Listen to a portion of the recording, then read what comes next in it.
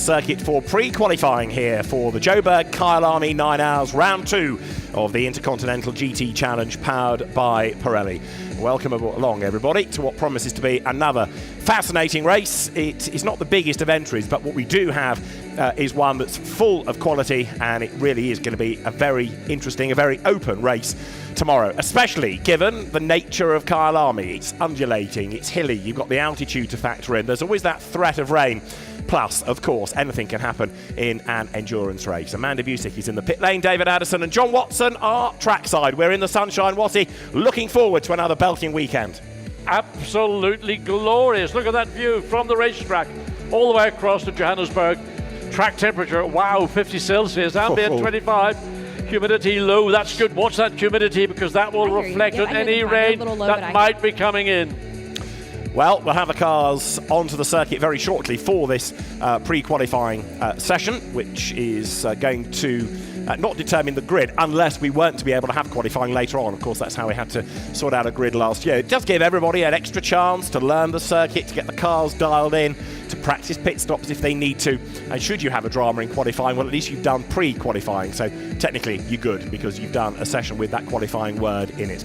999 you're looking at there, which is the Group M run Mercedes AMG of Mauro Engel, Mikael Grenier and Raffaele Marciello.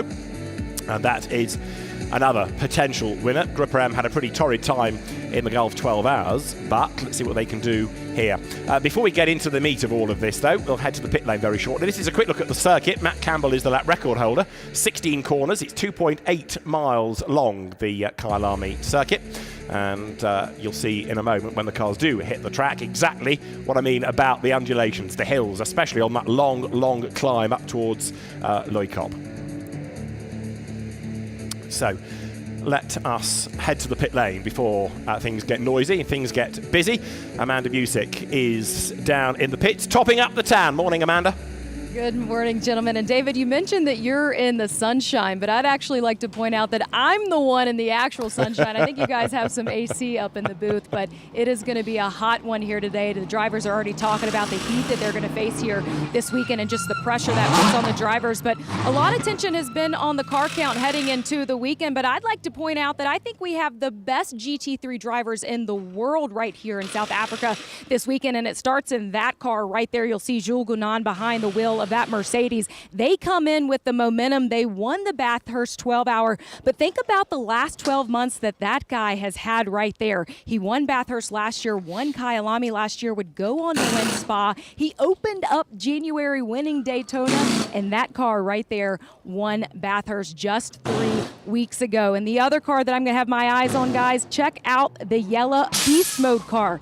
Raffaele Marciello is behind the wheel of that weekend, this weekend, along with Mick Grenier and Mauro Engel, who set the fastest lap ever in Bathurst. There's just so much talent. We can't leave out the Audis. We can't leave out the BMW. Both of those looked very strong in practice last night, so I expect that here again today.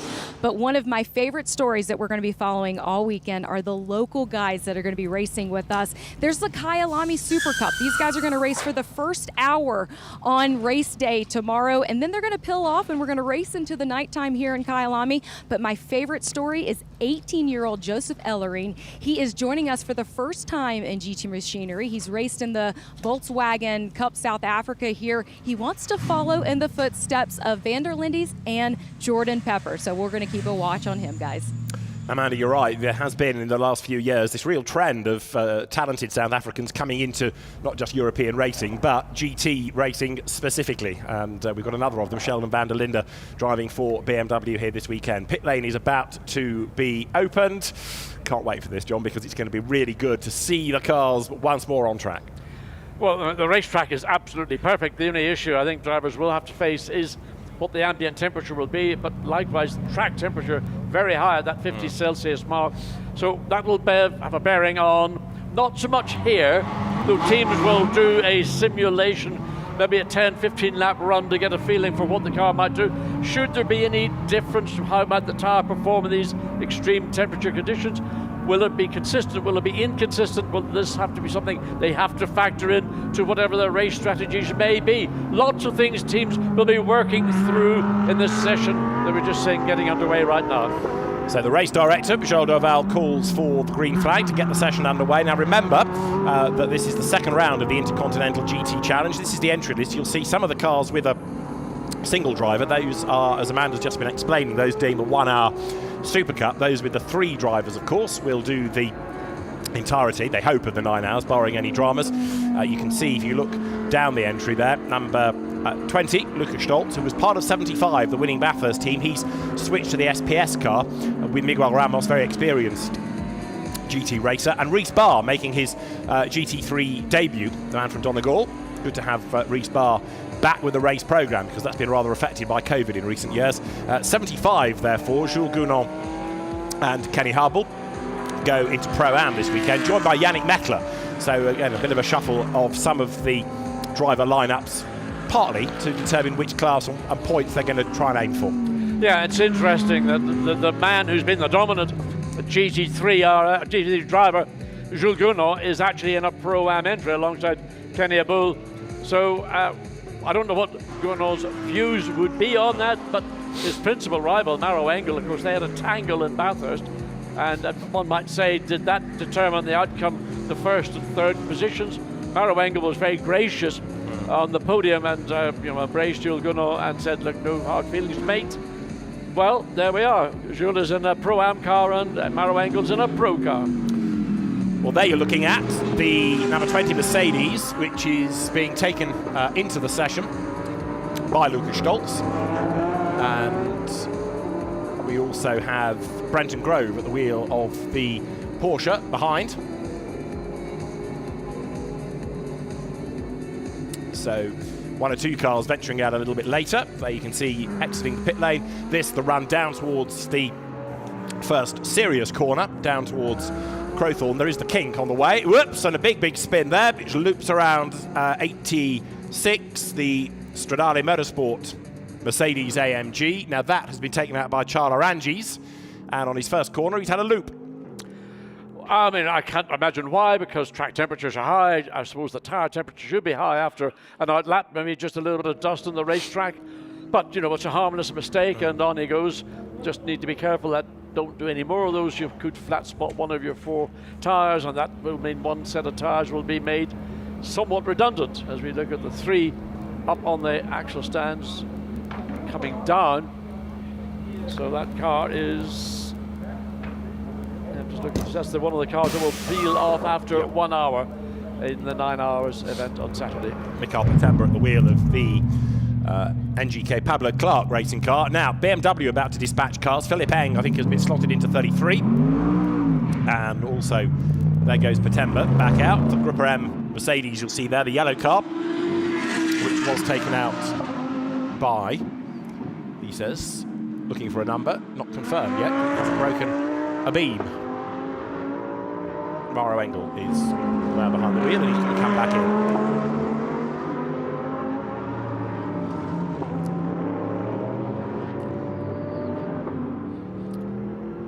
So looking at the number 99 Audi, currently that is Alex Acker behind the wheel. And just out of interest, the 2 Audis are competitive, second and third quickest in last night's nighttime testing, which of course is something that is mandatory. It's a nighttime race, 9 hours, finishes 10 o'clock local time. So while the Audi, the change in representation, there's no longer a WRT Audi team, that is now a WRT BMW team. So the Attempto team is representing the Audi brand here this weekend and doing so very well indeed, David. Yeah, I mean, BMW has a good track record in this event. Winners in 2020, 999 Maro Engel's car back into its pit box. Now, Group M have spent a lot of time working on this car, effectively rebuilding it after the Gulf 12 hours, where it had mechanical dramas. Retired early, they've got the car back, and so it's been a bit of work in progress this weekend, so they're just making sure that everything is right before they start to go for a run here. And the best lap time thus far has been done by number 66, Patrick Niederhauser. There's the sister car, 99, with Alex Archer at the wheel of it, the son of the team owner, Arkin Archer, the Attempto Racing Audi. So currently Niederhauser is quickest, Gounon second quickest, first of the Pro-Ams, Acker third in the Audi, then second of the Pro-Am entries, Lucas Stoltz, and then the third of the Pro-Am entries, Brendan Grove in the Porsche.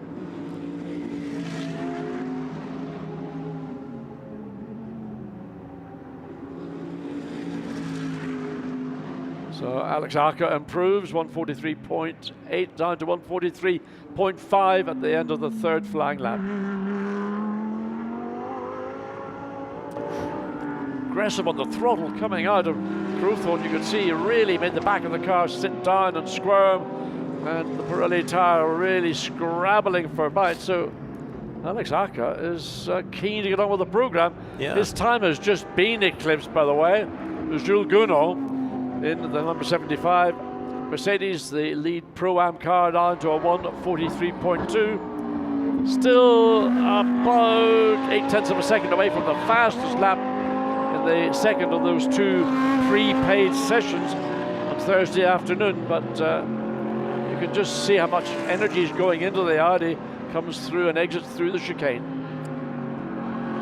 Well, Jules Gounod, as far as 75 Mercedes is concerned, he is very much going to be the star turn, no doubt about that. As you look there at the top of the hill at Loikop, then the cars drop downhill, down through Mineshaft towards the Crocodiles, and the two Audis still pressing on. Alex Arca, who gets better and better all the time as a driver. He is currently third fastest, but it's this session not about times necessarily.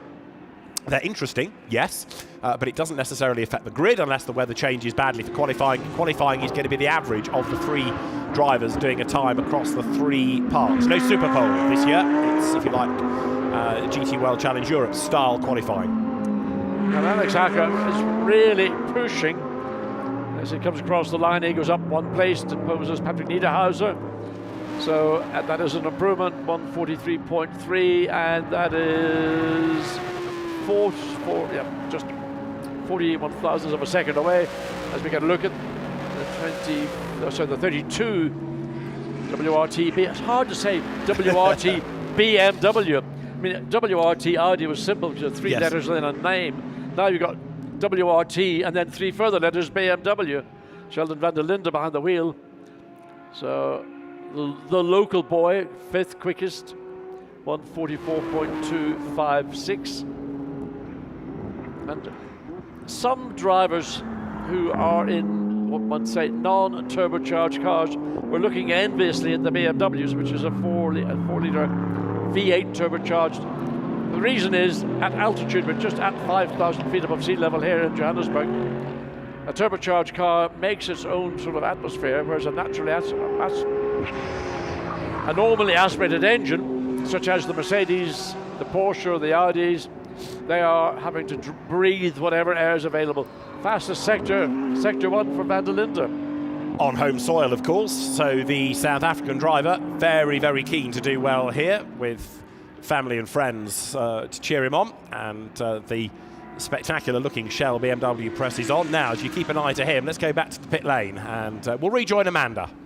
Well, as we take a look at the 999 entry here from Group M, the Mercedes, Mauro Engel behind the wheel right now. I was watching him communicate back into his team of what he was experiencing inside that Mercedes. They are chasing down an electrical issue right now. They have the trunk of the Mercedes open, looking at what kind of wiring and different issues might be going on. You can see there the communication between Mauro and the team, what he's seeing on the dash there. But you talk about the effort for this team to get here. This is the car that actually came from Dubai. They didn't even receive the engine until Sunday, did a rebuild on that. They missed scrutineering for the first kind of window that was available, but ended up getting everything passed through tech yesterday. The car did put down some representative laps here yesterday. I expect as soon as this Mercedes get back on the track, we'll see some of that beast mode that this car promotes. And you've got three star drivers behind the wheel, haven't you? Mauro Engel, Mikael Grenier, and Raffaele Marciello. Marciello and Engel toe-to-toe at the start of Macau last year was something to savour. Here they share a car rather than being rivals. Lap times. Well, Sheldon van der Linde has now gone top. 143.151 is the new gun time. As you look at the number 4 Porsche, that's now Brenton Grove at the wheel of it.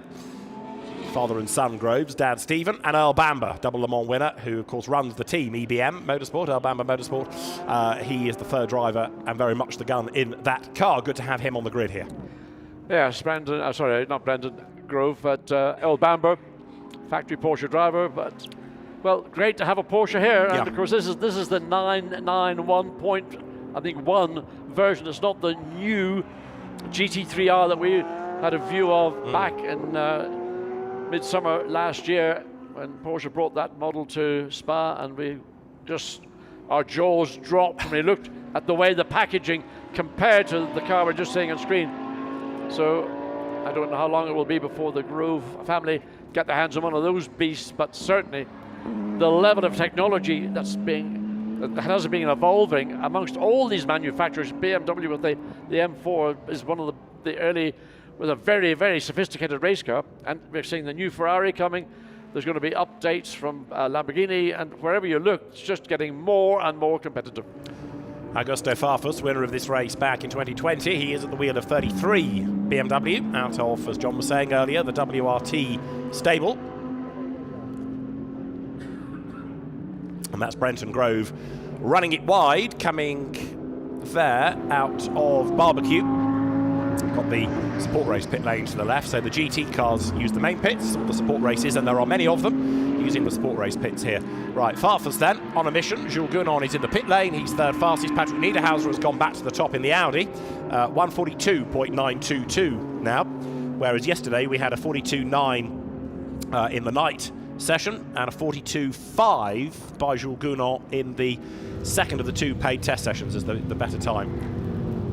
So there is the 75 Sun Energy Mercedes, and Jules Gounon, who is just a winning machine over the last year in endurance events, and well, this time he's in the Pro-Am entry, so he will be seeking maybe a little bit of good luck on his side in terms of the Pro entries, which in basis should be the cars that will dominate, but it's a strong lineup in that 75 Mercedes, so Gounon is not giving up the chance of getting onto the podium. You never know. If things work out in his favour, he could be in the winner's podium. So there is Michael Patemba up towards the line, just to make the point again that if the weather gods changed their opinion of the day and made it wet for qualifying and you couldn't run the qualifying session, pre-qualifying would determine the grid like it did last year. People often ask the question as to why this is called pre-qualifying, not free practice 2, for example. Well, it's a throwback to the late 90s FIA GT days, and really by having a session, I think I mentioned this earlier, with the word qualifying in the title, gets around any dramas with the stewards, because if you can't take part in qualifying, well, I did pre-qualifying, so it's got that name within the title. It helps you get into the race. So Patemba presses on. Of course, we've got the race within a race, these three cars going for the local Super Cup. Mercedes, being run by the Pablo Clark racing team, accelerates them now through the back part of the circuit. Michael Patemba, who went to race in Europe last year in GT4 machinery in the DTM Trophy, and going nicely at the moment. Of course, all this about mileage, all this about gaining experience, because GT4 cars he might know, but a GT3 car, John, very different. Yeah, the big difference of the Mercedes, the GT3 has got the 6.3 naturally aspirated Mercedes-AMG motor, whereas the GT4 car's got the 4.4 litre twin turbo motor. So significant differences just in the power unit itself, but of course the other major differences are the aerodynamics and the, one might say, the level of grip that's generated in these GT3 cars. Very, very advanced aerodynamics. It's a really no longer a GT car in the sense that you might go down to your local Mercedes dealer, put your money down and drive out of the showroom. These are pure racing cars and absolutely fantastic to watch. So Patemba comes across the line, remains 8th quickest. So just waiting to see who will follow through, just coming towards the back end, is jumping around, catching one car, then looking at the Sun Energy car briefly. There it is. So it's about to go on to a lap. As likewise the number 20 SPS Lucas Stoltz, Miguel Ramez, Lucas Stoltz behind the wheel. There he is. So again, Lucas Stoltz along with Jules Gounon, the winners of the Bathurst 12 Hours some 3 weeks ago. And these, I would say, factory contracted drivers, when you sign up to a manufacturing team as opposed to, let's say, a race team, they will say, well, today you will drive for this team, independently run team. Tomorrow you might drive for a different one, and you may not be in a pro car, you might be in a Pro-Am car. But you go where you're told. Essentially, yeah. Yes, that is how a manufacturer will look at the talent that they've got maybe half a dozen, in some cases up to a dozen drivers on their book, whereas a race team will have a much smaller roster of drivers, and they will be contracted to drive. Let's say if you're in a single seater, you'll drive in that championship in one of those two cars for that team. You will not be parachuted in or bailed out at the women fancy of the team owner. Very excited in British GT terms to have Jules Gounon coming back to partner champion Ian Logie at 2C's Motorsport this year, for example. So another weekend free, another Mercedes, in you go. Dennis Marshall has gone fastest, and he has done now a 1:42.871. Dennis Marshall was quick at the end of last season in the Gulf 12 hours, but then had an accident which put them out. His honesty and humility was a credit to him, because he was clearly very, very disappointed, and yet did say to pit lane commentator Alan Hyde, give me 10 minutes, I'll come and talk to you. And he did, and he answered all the questions and took it all on the chin and accepted it was his fault. He didn't hide away. He came and faced the music, as it were. Jules Gounon now goes quicker. 1:42.604 then for Jules Gounon. You could argue in a sense that Jules goes into this not with one hand tied behind his back. That's unfair, but his lap times will be the better. Really, he's going to set the benchmark, but they're going to need Mettler and Harbel to do as many laps to get them up to speed. Yeah, now the question one might ask, I would not myself ask the question because it would be inappropriate. Yes. But did Jules Gounon tie his own hand behind his own back, or did somebody do it on his behalf? After Bathurst, you mean? Yeah. Well, if I were Kenny Harbel, I would want the best drivers I could find, but equally, Kenny is the reigning Pro-Am champion. Think about this as a theory, okay? He lives at Bathurst. He's got a house at Bathurst. He wants to win Bathurst, and a Bathurst win he now has. But he's also the reigning Pro-Am champion. So that's his next target. So here he is back into Pro-Am, going for points. He's paying the bills. He wants the gun for hire. Listen, everything you say, have to say, cannot disagree. but why do they therefore take the third leg of that winning Bathurst car out of the Sun Energy car, Lucas Stoltz, and put him into a pro car? Because I don't think you could have done Pro-Am points with two pros. You would need... So Lucas Stoltz is also in a Pro-Am car. Yeah, so you couldn't have had Harbel, Stoltz and Gounon as Pro-Am, I think. Okay. You would need... You needed to have... You need a gold and two bronzes, or however it works, yes. That's why they got Yannick Mettler alongside Kenny Harbel. Yeah. Kenny Harbel, in a post-race interview, David, I don't know if you watched this or might have heard it, he was so ebullient at his success that he said, I'm going to run around the Bathurst or Mount Panorama, to give it its correct name, racetrack, naked. Oh, heavens. After the race. I don't know if he had the energy to do it. I don't know if he did do it or not. And then he was going to get drunk. Well, I can't argue with the getting drunk bit. Running around Bathurst naked is an acquired taste. We talk about this place being hilly. Bathurst, of course, Mount Panorama on a mountain is hell to walk around, drive around, never mind run around. Running out wide there is number 20. That is the Stoltz Mercedes that we were touching on, and it's Lucas Stoltz still behind the wheel of it. Third fastest there is Patrick Niederhauser, who was a real gun last year. He's perhaps still a little bit of an undiscovered gem in GT terms, Patrick Niederhauser. I mean, a lot of drivers are what they might call the fan favourites. But, David, I do know that Niederhauser is a commentator's favourite because you are a big fan of Patrick Niederhauser, and every justification. And I feel, Audi have only got two cars in this field, in terms of a full GT3 car. They are going to be very competitive, and make no mistake, these cars and the Attempted team will know how to win this race. But of course, there's so many other elements, factors that will come into this. But Niederhauser currently third quickest, best lap so far, a 1:42.9 against the quickest so far by Jules Gounon, a 1:42.6. So the time that we're saying from Jules Gounon is almost matching the quickest time that we saw yesterday, which surprisingly came from the same car, the 75, and I don't know that, I would assume it was Gounon did that time. So he's a little less than a tenth of a second of what he did yesterday. Well, there is Lucas Stoltz, who again you would argue ought to be there or thereabouts. Charles Weert's driving 32 BMW. How many times are we going to say Audi about WRT? I mean, we've done it for well over a decade. It's going to take some changing of the thought process here. 75 has now put Yannick Mettler behind the wheel. So cycling through the drivers, Yannick Mettler goes next, and Lucas Stoltz only 5th fastest at the moment, number 20. So as we were saying earlier on, it's not necessarily about times this. It is about making sure that the car is doing what the drivers want, what the teams want, and bit by bit they're getting, whoa, off bit spectacularly through the gravel into the barriers goes the Mercedes 86 it is. Oh dear. That is Charles Arangis, who we saw spin on his outlap, and he's hit the tar stack, John. Yes, he has, and I suspect that'll be a red flag because the tire stack has become detached from the remaining part of the... That's going through Sunset. Don't know why, but it's just saw the back of the car drifting wayward as he got mid-corner, maybe a little bit wide. Yes, on the entry, just a little bit too wide.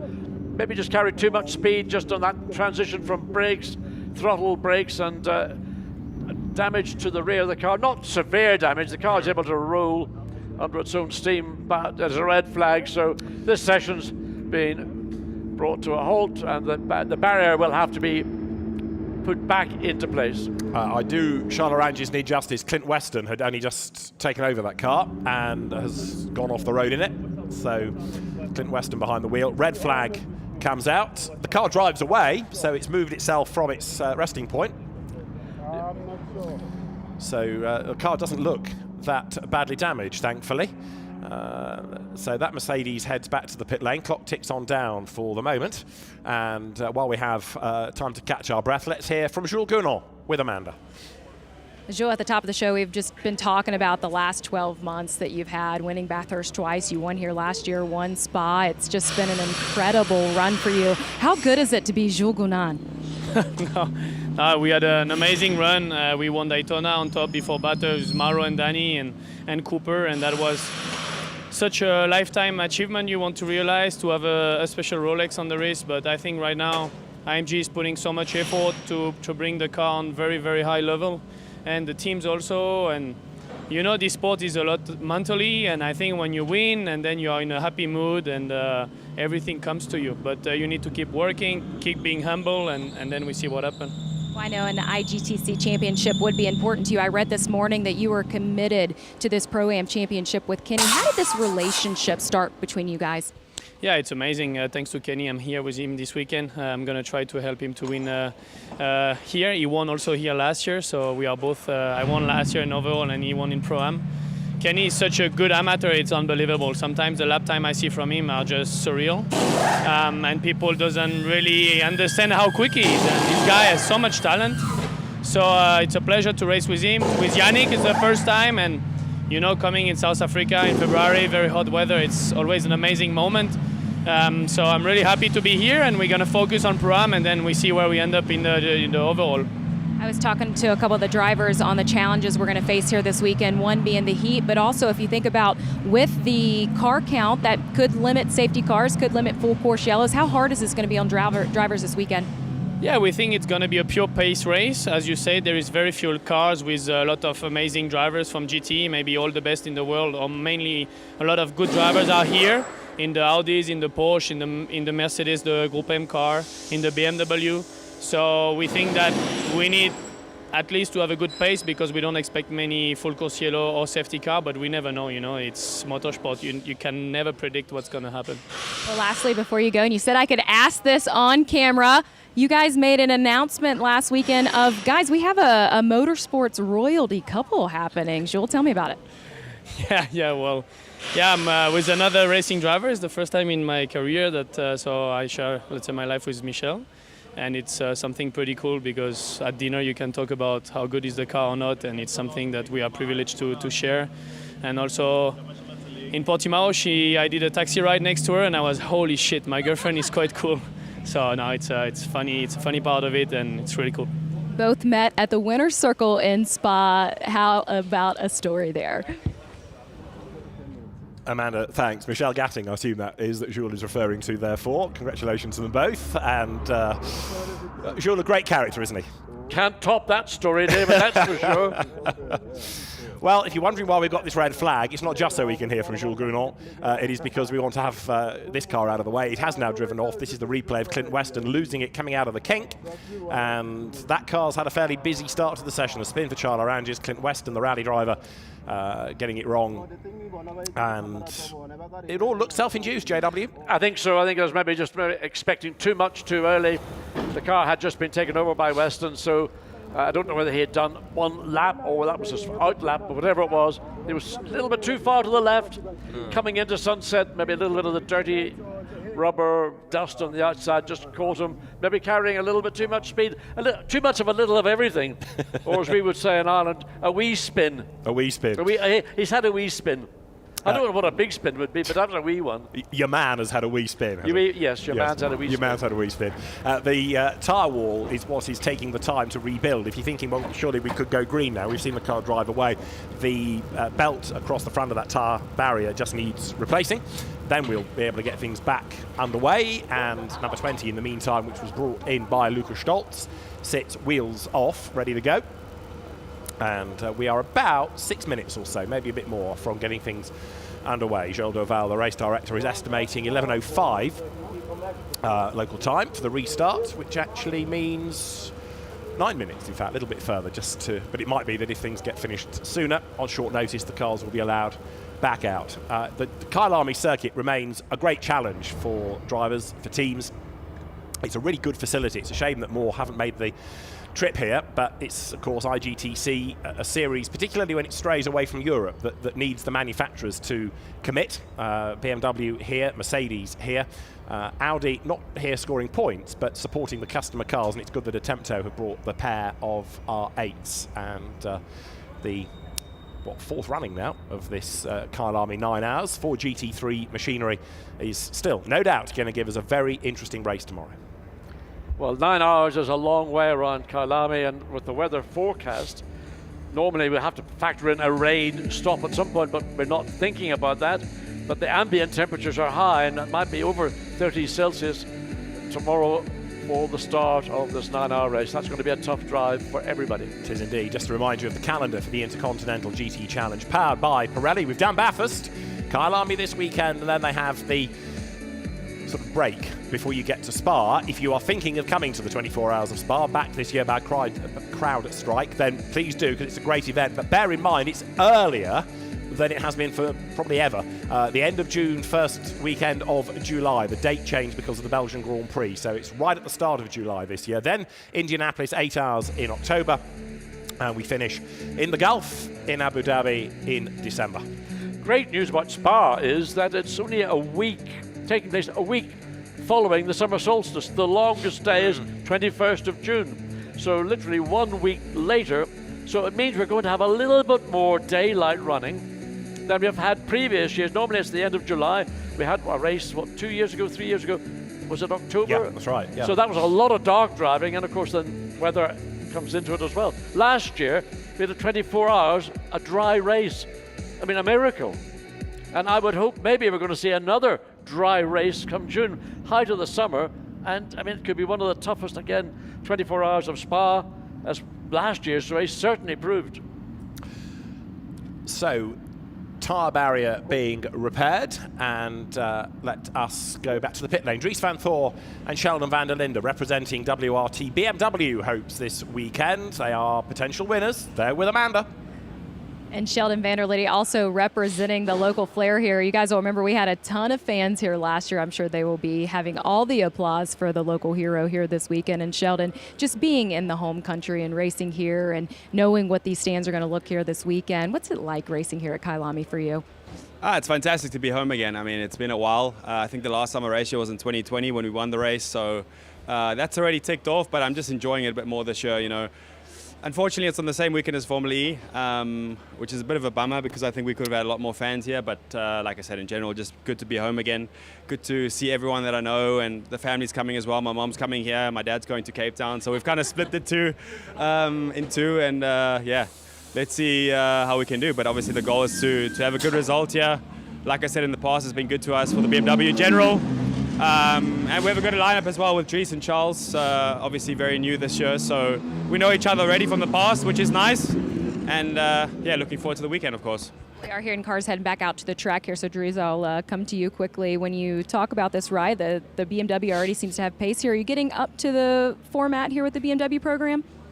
Yeah, of course, it's a big change, and it took some time for me as well to get used to the car. It's a complete different world for me, but also for the team and for everybody involved in this new project for us. But yeah, I think we're getting up to grips here. I think the car suits the track well, so let's see. I mean, for the moment it's going well. We still have to learn a lot, we still have to adapt a lot, but it will come. It just takes a bit of time. This is the second stop on the IGTC season this year. What are your thoughts so far as we get this going so far? You mean for this one, or? Just so far to this point. Yeah, of course, Bathurst was a bit of a bummer. We were actually nowhere. We did our own race as best as we could. And we managed to finish P4, which at the end is good points for us. And again, a good learning curve for all of us. But then coming here, looking at how it's going so far, I think we really made already a good step, and this looks promising for the season. Hopefully we can make a lot more. And also for myself, you know, getting more used to the car, finding a way how it works. Because, you know, it all looks the same, they're all driving around the track, but every car is so different. So, but like I said, so far it's going well. I mean, we scored good points. Hopefully you can score good points here as well. And then, of course, the big one is Spa, where you can score the main points. So hopefully we can be strong there as well. Teammate Charles Wirtz already back on track, ready to get this restart, guys. Amanda, thanks.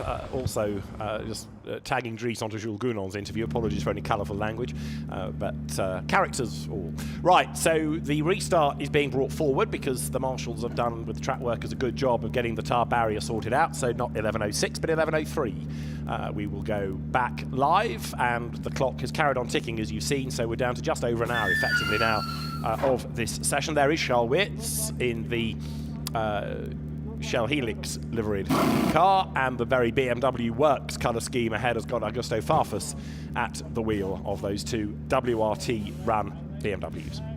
It's interesting what Dries van Thor was saying about the transition from coming from an Audi, which he's grown up with, into a BMW, which he's having to learn. Whereas the sister car with Philippe Eng, Augusto Farfus and Maxime Martin, certainly Farfus and Philippe Eng, familiar with the M6 BMWs, having been a part of the BMW family for so many years. Maxime Martin was drafted in on other occasions. But for Charles Wirtz, Dries van Thor, and Sheldon van Linde, who's again a BMW driver previously who's won here. So Dries is having to find a way of getting around a car which is a different characteristic from what I would call the on-the-nose style of driving, which is how the Audi would get its best performance. Whereas with the BMW, with a mid-front engine car, it's a V8 twin turbo as opposed to a naturally aspirated V10. So a lot of things that are different, and there's a lot of small things that all combine to add up to ultimately finding the ultimate pace. So Dries will no doubt get there. I mean, his focus undoubtedly is going to be looking forward to Spa 24 Hours, where BMW have got a fantastic record of winning that race. And of course, Dries van Thor touched on, in the context of Spa, scoring the big points. You score them at 6 and 12 as well as 24 hours, so you can come away with a big haul for your championship, both in GT World Challenge Europe and from Fanatec GT and IGTC. Right, green flag, as you've seen, cars are back on track, all bar Luke Scholz, Yannick Mattler thus far, but we're getting them out gradually. So one or two cars yet to have all the drivers cycle through, but none of the teams looking as though they're panicking here. They're all running to a plan, to a program, and we've still got 70 minutes of this session to go anyway. Yeah, I think it gave all three drivers, primarily the principal cars in this race, they will get enough seat time in these conditions, and again working through the detail of what will ultimately then be the plan for Saturday. Qualifying will be a different scenario, because that will be each driver having a limited number of laps at a time session. So you'll be looking for ultimate pace, where here you're looking to try and make the car both competitive but comfortable to drive. You don't want to be driving a car that's a seat in the pants, edgy, nervy, twitchy car, where you're actually your mental process is going to be a lot more intense than if you've got a car which you are a part of. Now 999 has yet to really do a proper lap time. Mauro Engel is back behind the wheel of it, but remember it's had this electrical issue this morning, and there's only Engel, I think, that's driven it, and he's yet to do a proper time, and again an installation lap, and he comes back down the pit lane. Yeah, I don't understand why this car is having these issues, because it ran in both those prepaid sessions successfully. It was the second quickest car in both those sessions. So what's changed overnight? Well, as the work continues, Engel brings it in, but it parks just underneath us. I can tell you that they're not putting it in the garage, it's just on the pit apron, so it does suggest that it's purely to download data and send him back out, and then a time should come. 75, the fastest car in the session, thanks to Jules Gounod, has now been taken over by Kenny Harble. So don't think that Kenny has gone fastest. The car has gone fastest, but it's now Kenny Harble behind the wheel. Jules Gounod certainly bigged up Kenny Harble in terms of his pace. So now we will see what the Australian driver is capable of. He's going to be behind the wheel for maybe the next 15-20 minutes. Jules Gounod still has that fastest lap, 1:42.6, just a quarter of a second ahead of the lead Audi, which has now got Marcus Winkelhock behind the wheel. I'm not sure it was Winkelhock set that time. I think I'm in Alex Arca or Patrick Niederhausen in the 99. There's Alex Arca. We've also got a couple of cars yet to go out, actually, because from the Super Cup part, we have yet to see the Joseph Ellery Audi, which is a GT4 car, and there's another one, I think, that's yet to venture out, which I shall work out in a second.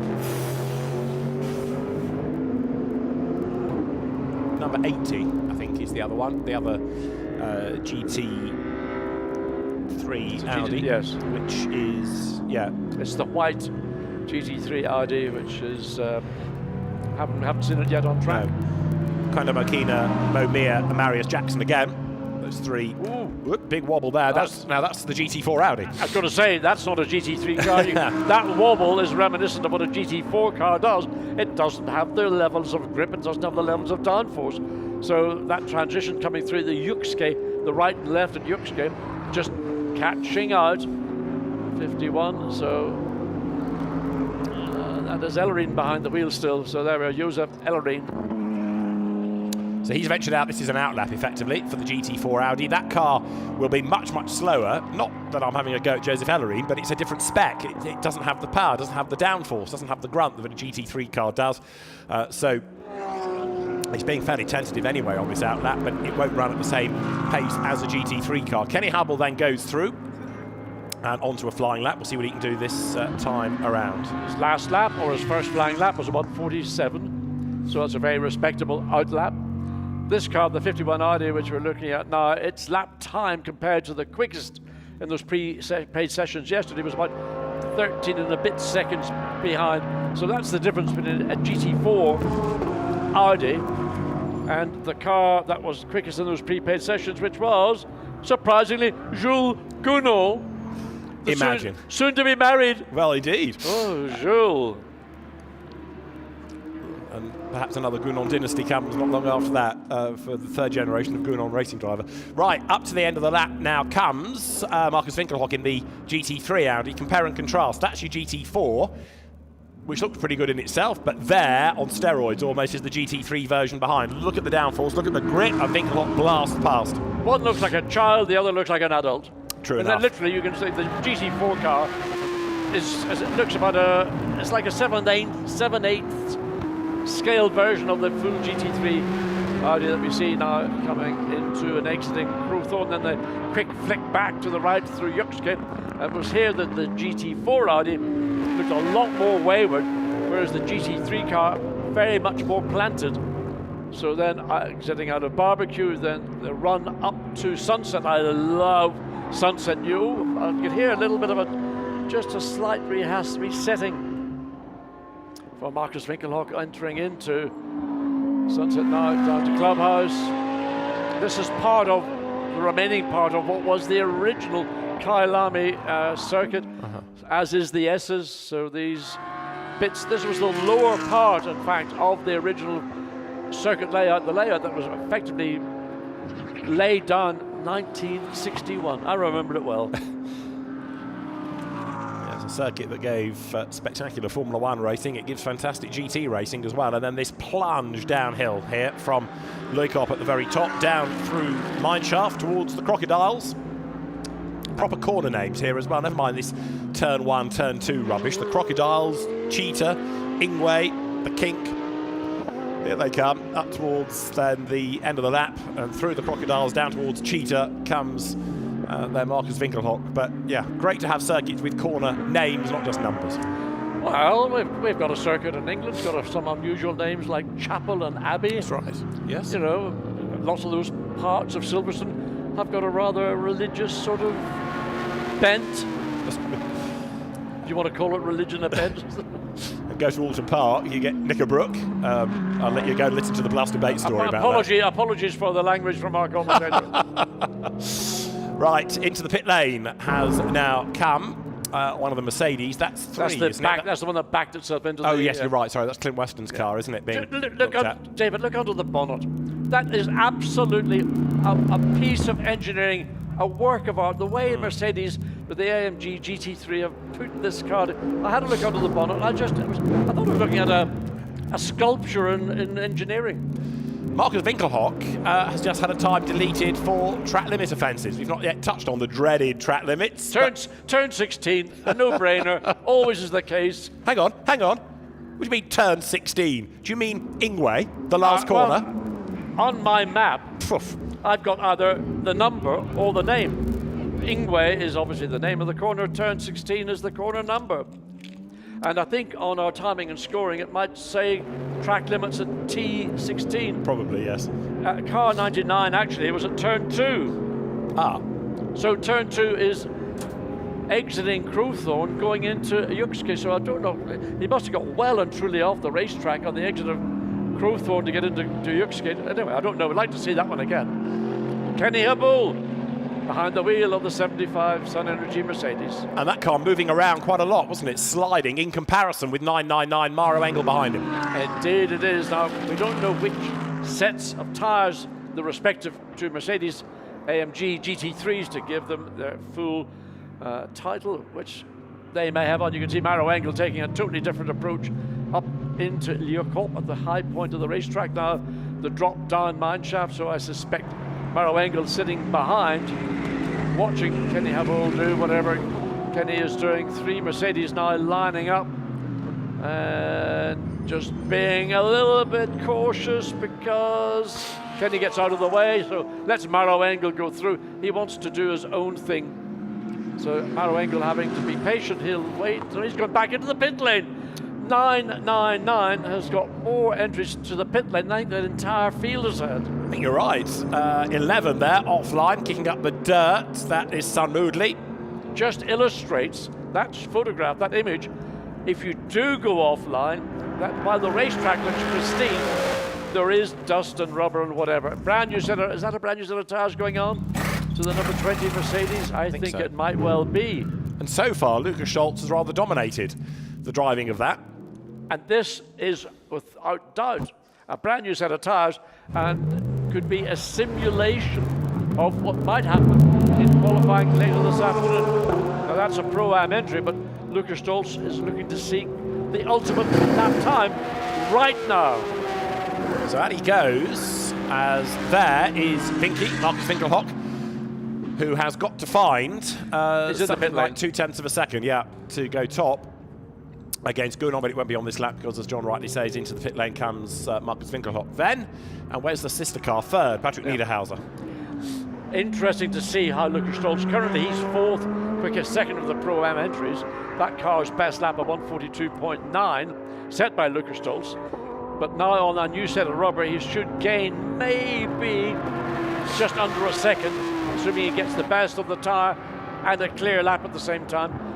So, number 80, and that is the Pro-Am entry of Makina. So it's got a white front to it, but a rather fetching, matching tail. It's nice to have some different liveries, isn't it? So we are just about at the 1 hour mark as Quanda Makina comes towards us. Let's catch up on what's going on with Stradale Motorsport as well, because we saw the Mercedes off in the wall. Amanda is down there with news. Well, I'm happy to report that this Mercedes is going to be headed back here on track at Kyalami very soon. What they're really doing right now is just overlooking this car, checking to make sure that the alignment is okay. In terms of damage to the Mercedes, it was only a little bit of body damage, so all should be good with this Mercedes. I did talk to Clint Weston, who was behind the wheel of the car when he went off at Sunset, said he had too much speed going into the corner, but also was dealing with some communications with the team and got distracted. Said that the learning moment from that is to make sure to focus at the task at hand, and that is the speed around the 16 corners here at Kyalami. Clint Weston actually runs the local AMG Driver Academy and said he is full of lessons for his students now. But I wanted to go back to, you guys were talking about the 999 car, the Mercedes that's been coming into pit lane a lot. They are working on their pit stops and getting Mauro Engel and other drivers that will get in the car familiar with the time that the drivers will be sitting as they're doing pit stops or within the driver change. I talked to Mick Grenier earlier about just the importance of pit stops when it comes to the driver's role in it. And he said that being the efficiency on it, that a 1/10 of a second can be win or lose here in a race that comes down to the wire sometimes with these 9-hour endurance races. Amanda, thanks. Interesting to hear then what the Gripperam plan is and how they're looking at the pit stops, and also what Clint Weston has learnt after his dramas, taking it on the chin, holding up his hands that it was his fault. Let's have another look at this, John. Yeah, I mean, it just, he was a little bit high on the entry into the corner. It is dirtier right there. I mean, this thing about having the team speak to the driver on the radio, not ideal when you're coming into a corner like Sunset, and sometimes the lessons learned from those incidents. We've got a lap tracker which tells us where each individual car is at any given point on the circuit. So maybe somebody in the team, if they want to speak to one of their drivers, in this case in the 86, do so when the driver is not committed into a corner like Sunset. But that's just a little bit of a learning thing, both for the team and for the driver. As we know, 999 once again. So Raffaele Marcello is behind the wheel, and this will be interesting because here's a man who doesn't know what the word prisoner means.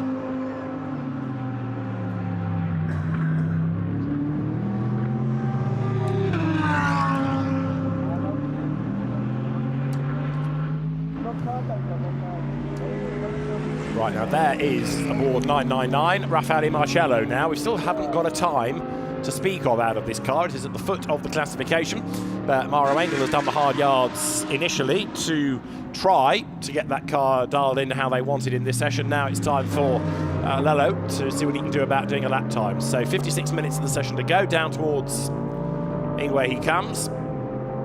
Goes left, hauls it out the other side, up towards the timing line. Raffaele Marcello then will go through. And that's an out lap completed. Onto a proper flying lap he goes now. This is going to be worth watching.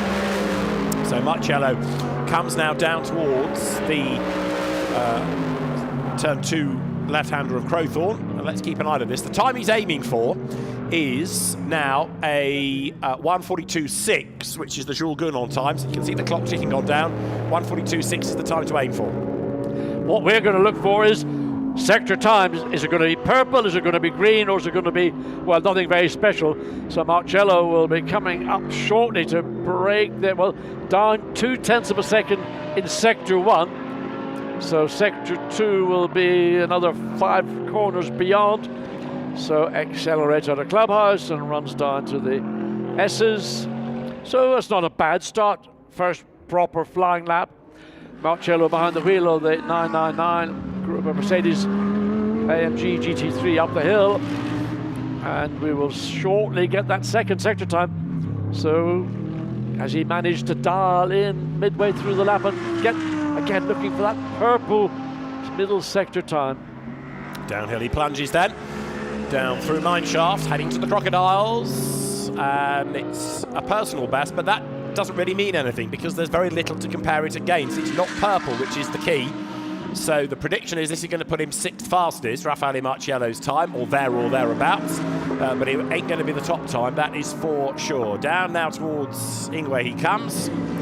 Up towards the timing line, haul the car out. Don't run too wide out of that because that's another track limit monitored corner. Breaks the beam, and Raffaele Marcello does go 6th, 1:43.122. Again, we don't know what set of tyres Marcello has on board, whether that's the set that the car started this session on, or whether these are tyres carried over from last night's nighttime session, or those two prepaid sessions. We know that the number 20 car, Lucas Stoltz, came into the pits. Lucas Stoltz stayed on board and has gone back out with a fresh set of rubbers, and Lucas Stoltz currently fourth quickest. His last lap was a 1:45.8. That car's best lap was a 42.9. Now, who's in the Porsche? It's Dad now, Stephen Grove. Remember that this was the squad that operated the car that Matt Campbell for Australia won the single driver GT race at the Motorsport Games at Paul Ricard last year. And Dad and Lad, Stephen and Brenton Grove, plus Earl Bamber at the wheel of the number 4 Pro-Am Porsche, heading up now towards the timing line. The car sits 8th in the times. Let's see, is there any improvement coming on this lap? 144.4 is the car's previous lap. No, that was a 148, so Dad, not maybe quite as quick as son, and we wait to see what Earl Bamber will do when he gets behind the wheel. The former factory Porsche driver, team entrant himself, isn't he? That's right, EBM is Earl Bamber Motorsport that operates that car, and double Carrera Cup Asia champion, Super Cup champion, Le Mans winner twice. But Stephen Grove, who has driven largely Porsches in his racing career, great Porsche fan. Excuse me, Vicar. I'm just looking at timing and scoring. It's car 75, fastest lap still to Jules Gounon. Yes. The last lap from Kenny Habul, 144.6. So he's within 2 seconds. And I suspect that's going to get better. And Raffaele Marciello, with 2 personal bests, has hauled 999 up to 5th now. So he's getting there. Stephen Grove heads towards us. Kenny Habul's had a lap time deleted for track limits at Ingwe. Vicar. Vicar, well, as far as the Vicar's concerned, he's a bit old-fashioned. He likes corner numbers. That was turn 16. You know, get the prayer book out and go by the numbers, not by, you know. Well, Kenny Habul was looking quick, but the lap time doesn't stand. Stephen Grove there with a little bit of understeer, possibly coming up through the crocodiles. I think he might be coming in. Yeah, maybe. No. Oh, maybe he deceived us there with the pace through those final 3 corners. Glorious, glorious noise. Absolutely right. From a flat 6, horizontally opposed, which is what a flat 6 is, of course, Porsche motor. I don't care what people say about the future of motorsport, but there is still something proper about cars that make a noise, and especially a GT grid where the noises are different depending on the engine configuration. Looking forward to getting my hands on one of these later this year. Oh, very nice. Very nice. A road version or a race version, I fear. Road's quick enough for me. Okay. Road's quick enough for me. I thought we had a scoop now. Watson's return. No.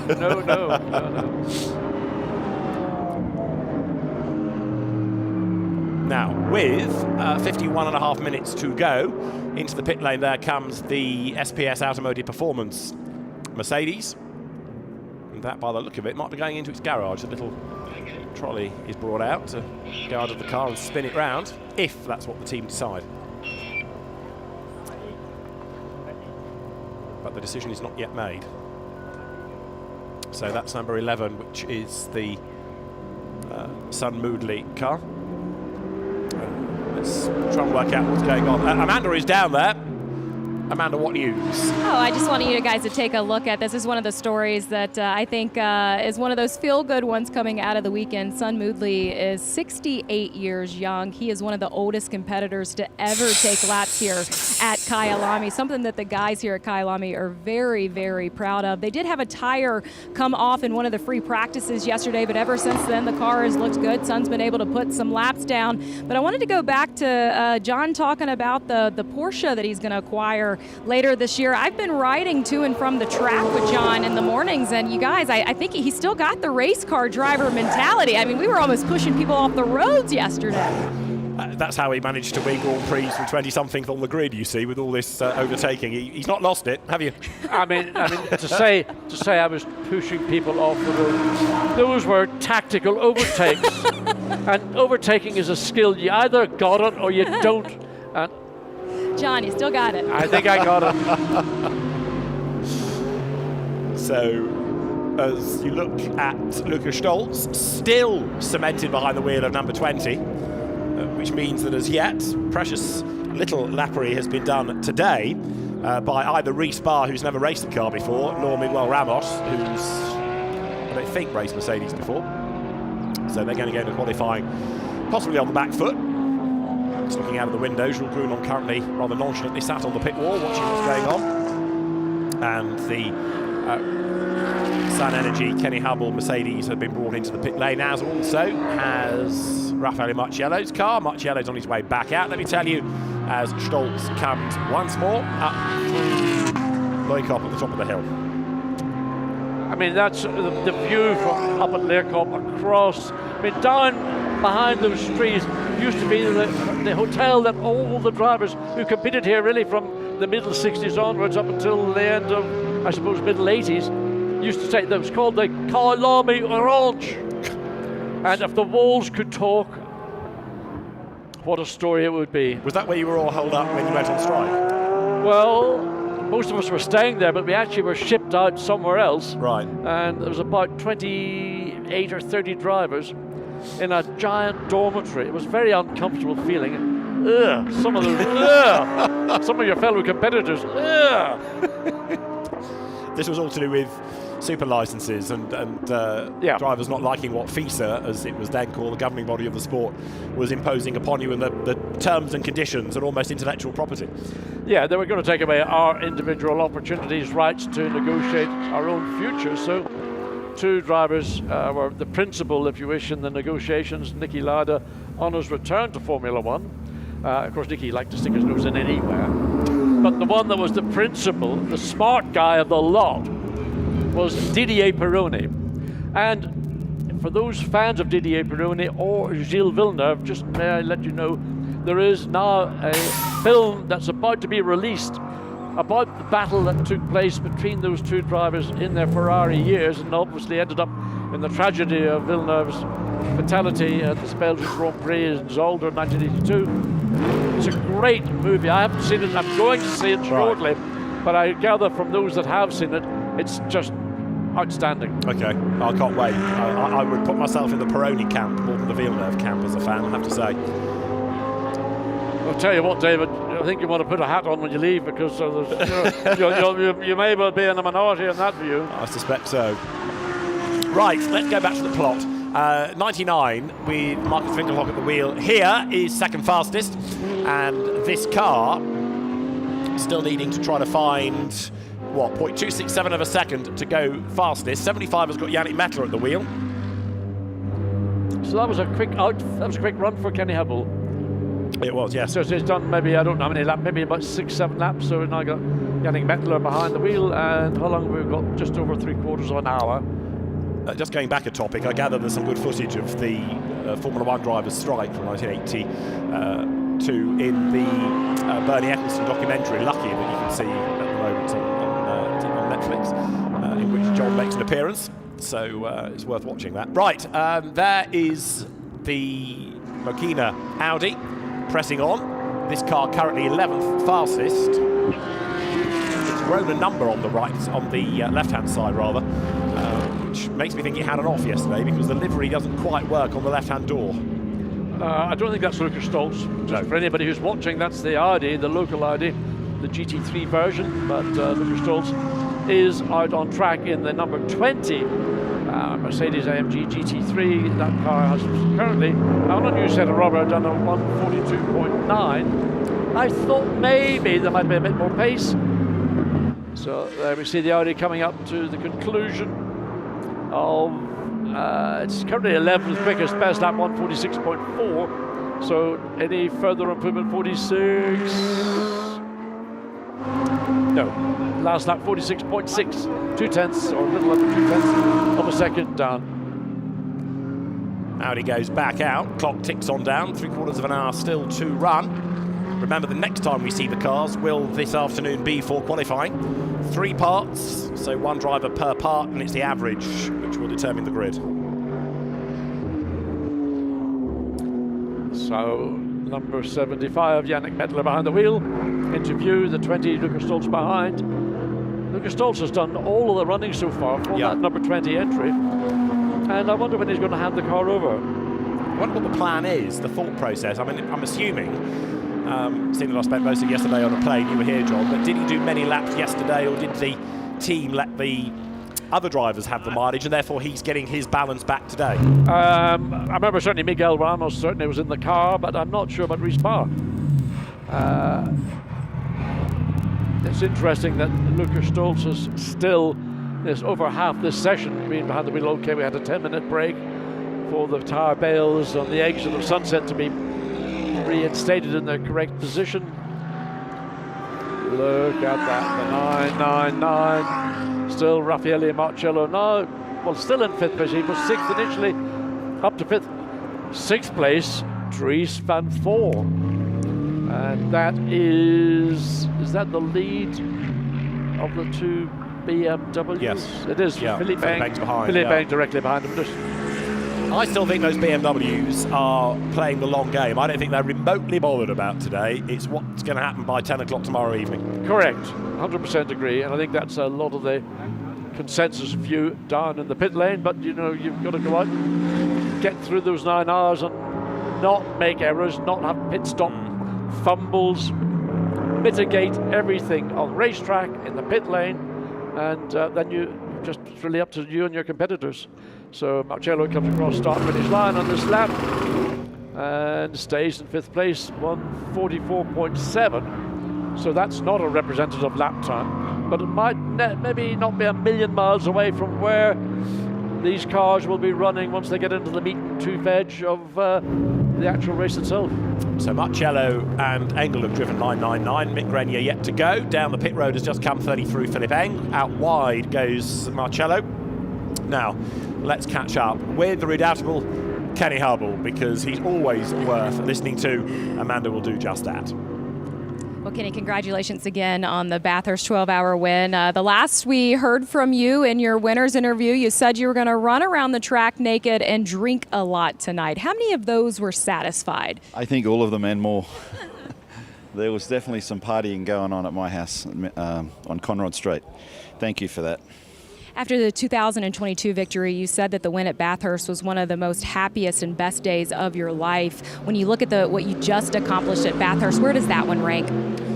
Look, it's a lifelong dream. I mean, I worked there when I was 14 for Peter Brock, and I remember standing under the podium 1987, and my job was to wash the wheels. And, you know, I just said if I could ever come back here and race, and just to race was a dream, really, but to win twice is amazing. And it was a little bit unusual because we did it in pro, and a lot of people said not to.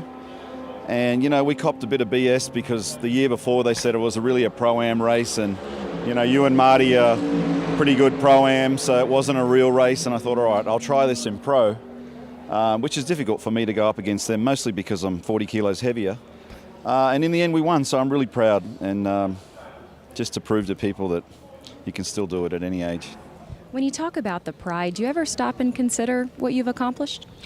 You know, it's one of my weaknesses is I never really look at anything I've done and think that I've done that well. I'm always looking forward, but sometimes I have to learn to just sit down and say, okay, you did okay. But, you know, just the way that I am, I'm very driven, and as soon as it's over, I'm looking for the next thing to accomplish. You're back here this weekend with Jules Gounon. Yannick Mettler does join the car. Can you talk to us about the relationship that's developed between you and Jules? He's like a brother to me, and Luca also. And to be honest, all the AMG guys, I mean, if you look at the end of Bathurst, Mauro ran into our car, and I love Mauro, and I drive with Mauro and Mickey and all those guys. And, you know, there was a little bit of tension there, but yet come here to South Africa, we all had dinner last night, we had dinner the night before, we all sit around, we're all good friends, and we love each other. You know, we really do love each other, so it's hard to get angry, and I don't like racing against them. But, you know, Jules and Luca are just 2 years in a row now, amazing accomplishment. And Yannick just came in right at the last minute, so Marty, who's my normal co-driver, had a little issue and had to stay home. And, you know, it's really difficult to find good silvers. So far I've been impressed. Good kid. You know, his job is just to bring the car back in one piece and not try and show off. Thank you, Kenny. Amanda, thanks. Just to tidy up a couple of things, the Marty in question is Martin Conrad, who is the driver that normally you would find in that Pro-Am entry. Kenny Harble is a very successful businessman as well as a very successful racer, but he's a very modest man. That story he tells about working for Peter Brock in 1987 at Bathurst, well, the story continues. Eventually Peter Brock won that race. The two Eggenberger Ford Sierra RS 500s that finished ahead were excluded. The Australian scrutineers managed to find something that no other scrutineer had ever found, and that meant that the cars were thrown out, so Peter Brock won. But Kenny Harble owns that car. He ran it up the hill at Goodwood a few years ago, so he didn't just work on it, he was there for a win. Peter Brock's last win at Bathurst, and he owns the car as well. So it's a great story, and the fact that he has a house on Conrod Straight rather underlines just what a fan not only of motorsport but Bathurst in particular he is.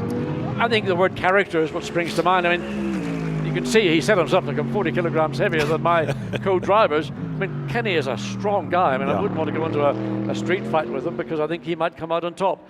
But he's got a lot of talent, and he's a very driven man, and he focuses and he delivers. And you don't win at Bathurst by being a passenger. He contributed to that success, and that's the reason why that car won. Okay, Lucas Stoltz and Jules Gunnar, you don't get any better guys. Maro Engel mentioned as well.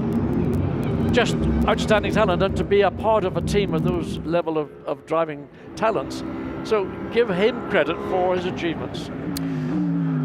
And you're right, because he gets better and better all the time, the amount of mileage he gets, and of course by having great co-drivers, they can teach him things. So, you know, the Kenny Harble of today is a much quicker Kenny Harble compared to a few years back. Yannick Mettler there kicks up the dust. We've got 38 minutes of this session to go. The Swiss driver then ahead of Raffaele Marciello. The Italian goes under a Swiss license. Denis Marchal has taken over number 99 again. Just watching Mettler as we are, his last lap time, it was a second slower than that from in the 75 Jules Gunnar, but he is quicker than Kenny Harble, so he's slaughtering in between the full-on Pro and the Silver, and then the Am and Kenny Harble. So it's an interesting lineup. The grading of driver performances goes with the driver status in terms of whether you're Pro, Silver, Am, or whichever. Now, funny things have happened at number 20 Mercedes. There's a different driver. Lucas Stoltz finally has been prized out of the car. Reese Barr put in it, and then he had a lap time taken off him for track limit abuses down at Crowthorne, turn 2. So Reese Barr is now in the 5th placed car, but has lost his best lap, or better lap. Interesting, there's a couple of cars have lost times down at turn 2. And ordinarily turn 2, which is Crowthorne and the corner names, I don't know how you get so far offline at the exit to contribute track limits. It's normally here at turn 16 or Ingwe to give it its corner name. So what time was that last lap for Mettler? 1:43.7. So he's fairly metronomic, within a tenth of a second or so, lap upon lap. Watching, this is coming into turn 2 Crowthorne. This is the car 20, which has now got Reese Barr behind the wheel. Now, where do you get it wrong? Well, there's where you get it wrong, on the outside. But you shouldn't be that far wide, because you're losing time if you're that far wide at the exit of turn 2. Well, Reese Barr has done precious little racing over the last couple of seasons. He was very rapid in minis in the UK a few seasons back. Good karter. He's raced occasionally in TCR and Porsche Cup in Germany. Had a couple of Honda NSX outings in the International GT Open Championship, but it's good that he's rebuilding a full-time programme. And the man from Donegal is then in this SPS Automotive Performance Mercedes for the first time. How would you go from those categories he's been racing in to suddenly get yourself behind the wheel of a car like this in an event we've got here? It's a sort of a big leap forward in terms of both the event itself, the scale of the event, but also the car, the performance level of a GT3 AMG Mercedes. Yeah, I mean, in terms of how the drive will come about, I suspect it's partly bashing the phones and trying to raise the budget, but it also hopefully illustrates that this is where GT3 racing with SRO Reese wants to be this year. And it would be good if we could see him, for example, in GT World Challenge Europe, in maybe a Silver Cup car with SPS over the course of the coming season. So maybe that is the plan. We'll go and ask him after the session. Comes down towards Ingwe. 35 minutes on the clock. All 13 cars then have been out. And interestingly, as the session has continued, more and more lap times being disallowed for track limit offences, either at turn 2 Crowthorne, turn 16 Ingway. More and more drivers then, as they get into a run, as they get more committed, as they get more confident, taking more liberties. Yes, and of course the racetrack is cleaning up as well, so you can afford to run that little bit wider, not here so much at Crowthorne or turn 2, but coming out of turn 16 Ingway, which is the last corner on the circuit, it invites you to run wide on the exit. So as long as you can keep 2 wheels on that worst on those red and white demarcation entry and exit markers, you'll be okay. But if you transgress, then that's when you're going to get the attention of race director. So right now, it is Rhys Barr that you're looking at. So the British driver, he has been part of the BRDC's Rising Stars initiative for many a season. And Rhys Barr powering his way then now over the brow, trying to put together a lap time better than a 42.9, which was the last one. Comes out of Leicop, downhill now towards Mineshaft. This is the great feeling for the driver as the car plunges downhill. But of course, as you get towards the end of the race, it's going to be pretty dark through the section here, as everywhere. But with perhaps fewer cars this year than way back in 2019, it'll be an easier end to the race for the drivers. Well, the amount of light here at night time is a bit like the amount of light you'd get in a mine shaft. I mean, it is pitch black. I don't remember ever seeing a beautiful big moon anywhere over this racetrack at nighttime hours. And there's not a huge amount of illumination around the racetrack other than that from the car's headlights. And I mean, even leaving the circuit following the event on the interior access roads, you have to really look to see where the road is going. It's not particularly clearly defined at night time. And you can clip a curb and damage your rim if you're not careful. Even get a flat. Not that I've ever done it. Perish the thought, because as we heard earlier, you've still got it. Maxime Martin then back with BMW. Of course, he drove for them way back in the early days of what was then the Blancpain Endurance Series for the Mark VDS team. He drove for BMW in the DTM. He went to Aston Martin for WEC duties and British GT, but now back with BMW, and of course hooking up with WRT. And it was, if you go all the way back to those early Blancpain days, Martin for VDS versus WRT, a great rivalry between Belgian driver and Belgian team, but now they're all one. Yep, no, very much so, and it'll be interesting to see how in future races that Belgian link, particularly at Spa, will unfold. So just over 30 minutes remaining. I mean, everybody in the pit lane has to wear a mandatory race suit, a fireproof suit.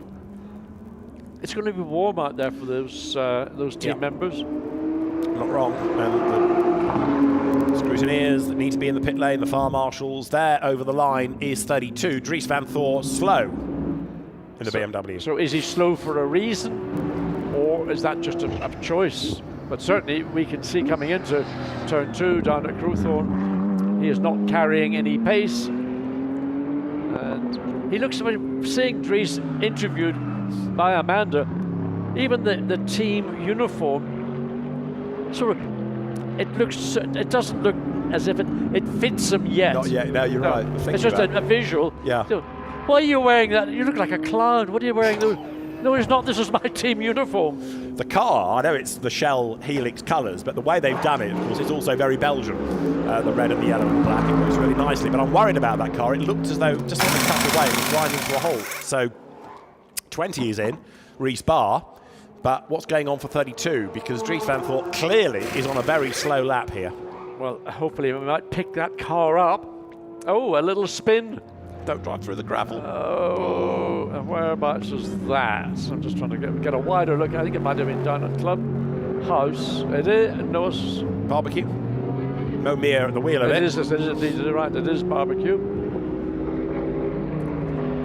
So overcooked at Barbecue. Let's get it out of the way. Mo Mir has done a good job of keeping that car moving. So the spin, admittedly, wasn't great, but he's got going again. Lap time deleted for Mikael Grenier, the last driver into 999. Half an hour of the session remains. Make mine a couple of bratwursts, please.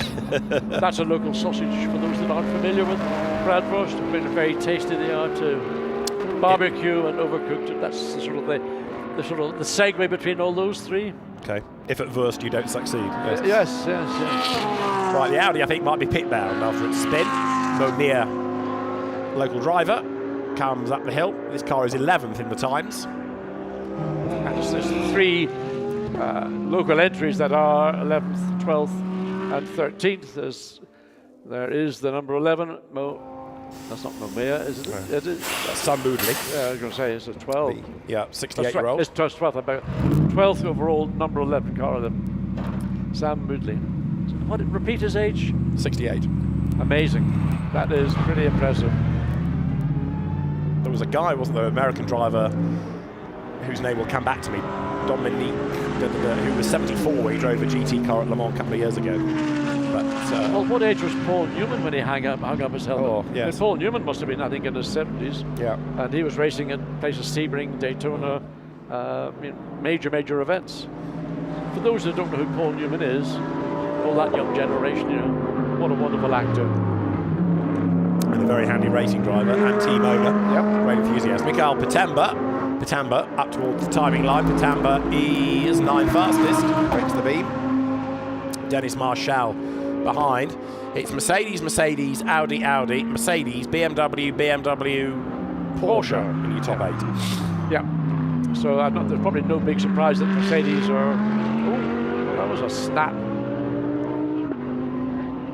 Just again, the way you open the throttle pedal with the level of grip you've got on the rear. So he sees the Audi coming in his mirrors, pulls over to the left. I thought he pulled over. He has stayed on the left.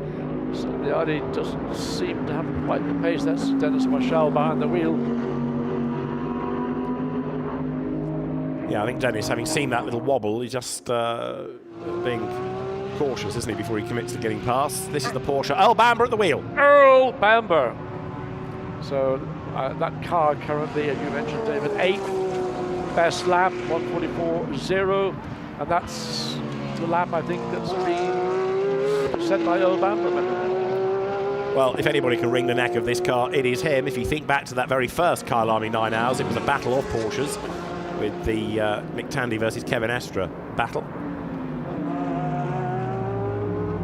So Earl Bamber, 2 personal best in the sectors, heads up towards the timing line. He'll break the beam now. 8th he was, 8th he stays, lost out in the last sector. Yeah, he picked up a bit of time, 43.4, and that is the car's quickest lap.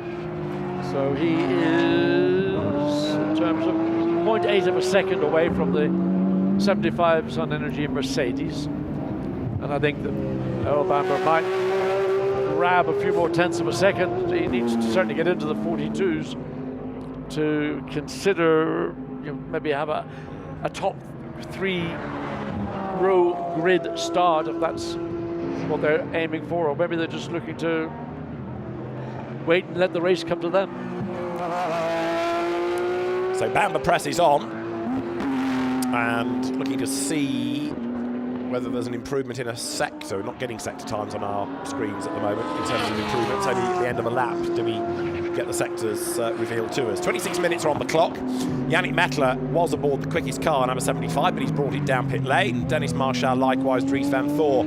I reckon 32 needs chasing, because I think that had a problem. We saw it slow, and it's come into the pit lane, so he wasn't backing off to find space or let the tyres cool down, was he, John? That's the problem. I think you identified that one accurately. The sister BMW is coming down the hill, by the way, behind the number 4 Porsche. So that will be with Philippe Eng and the number 33 WRT BMW. And then he said BMW. So Earl is in. I wonder, will Earl stay on board? As again, the 75. So who's been put back in? Was that going to be? It was Yannick Mettler. Yeah, I think the car's empty. The car might be empty. Yeah. There's another set of tyres going on, certainly to the right front.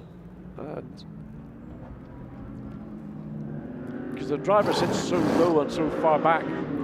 So we believe Jules Gounod is back in the car. But it's difficult to see because the driver sits so low and so far back in the cockpit. But there is the Jules Gounod is 100% French. So out he goes, and on new tyres, this could be Jules Gounon to go yet faster. A 42.6 is the best, but he might move that goalpost away now.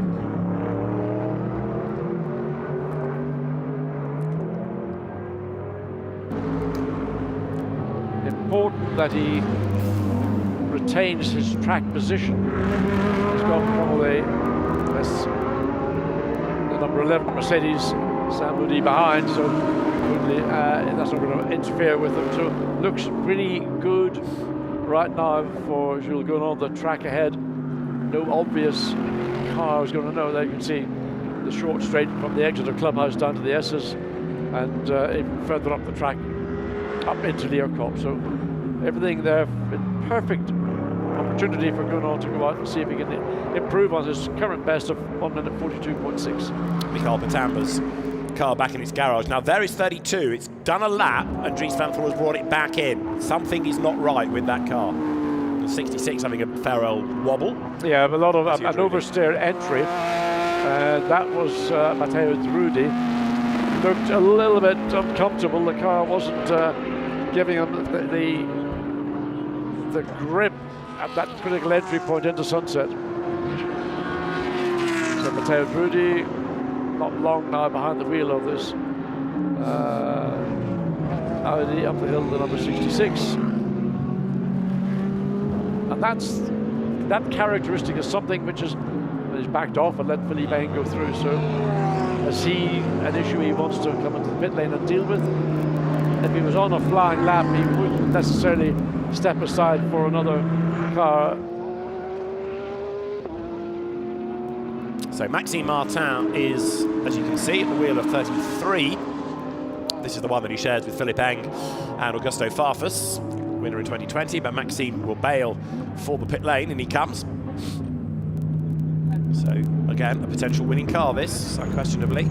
BMW rumbles down the pit lane. We understand Kenny Harbaugh has got his helmet on, ready to take over from Jules Gounon. So, in these last 20 minutes or so, drivers cycling through, practicing pit stops, perhaps scrubbing in tyres for qualifying later on as well.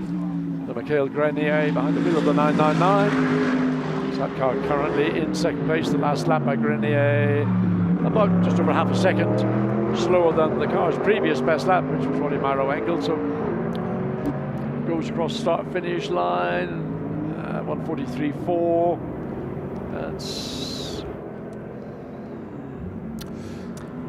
anyway. Yes. While you're pondering that, as down the pit lane behind, look, Cam 75, Yannick Mettler, we are told, has taken that one over now. I'm indebted to regular SRO steward Greg Masters, who points out for your benefit, Watty, Paul Newman's last race was the Rolex 24 at Daytona in 2006, aged 81.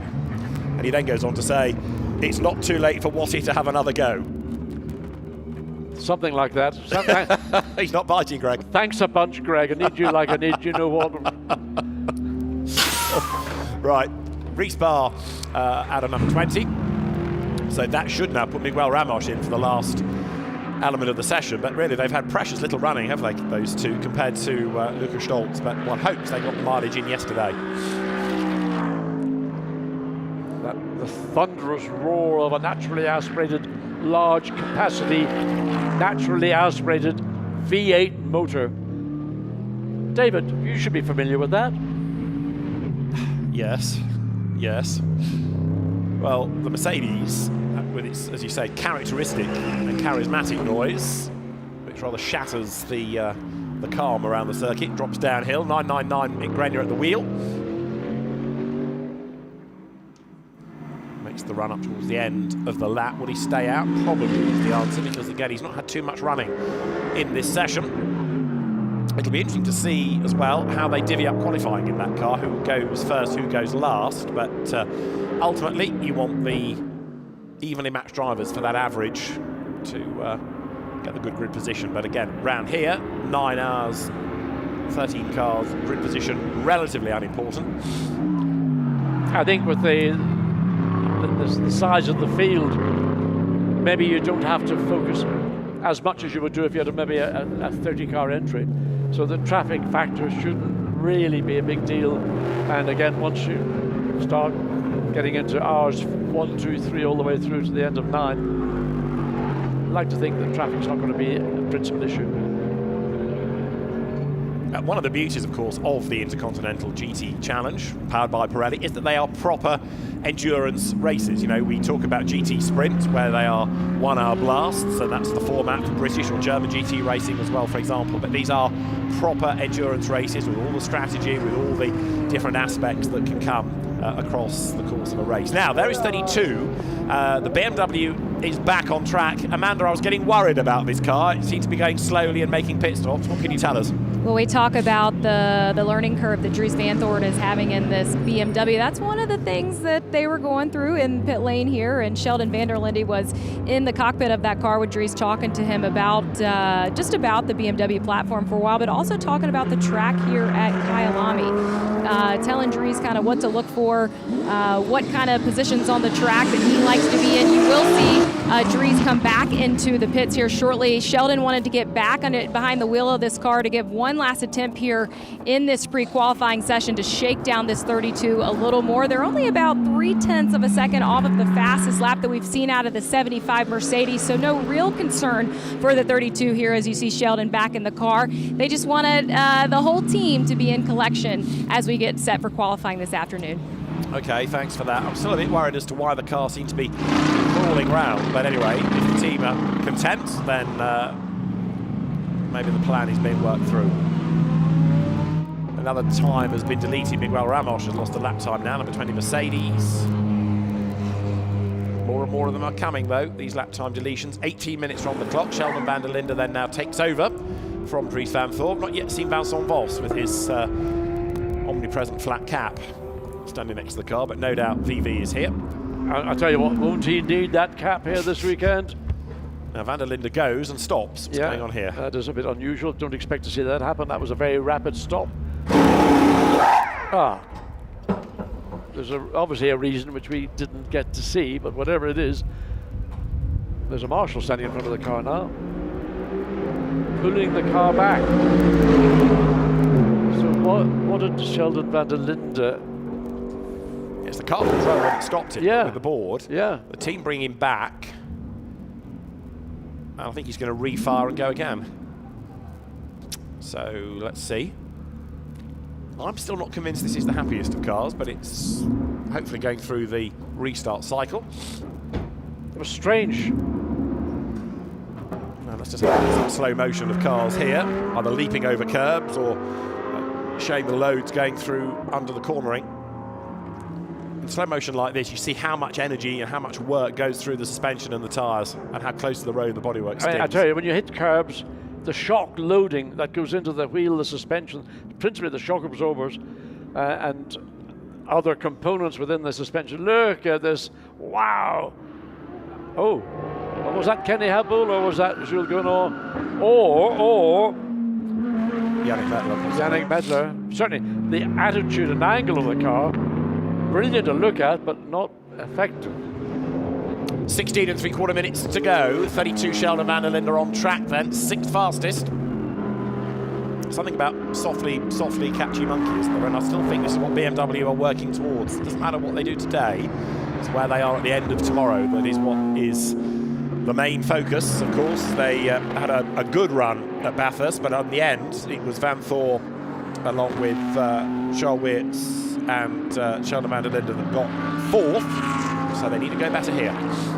Just watching van der Linde go through Sunset, and the way that he got the BMW tucked on the inside on the curb, haven't seen many drivers do what I just saw van der Linde do, and that comes from all the years of racing at this racetrack, understanding it, knowing where to place your car and where, importantly, not to place the car. And that was just a little insight into a driver who was very comfortable in the car, but equally very clear. This is the corner I was talking about.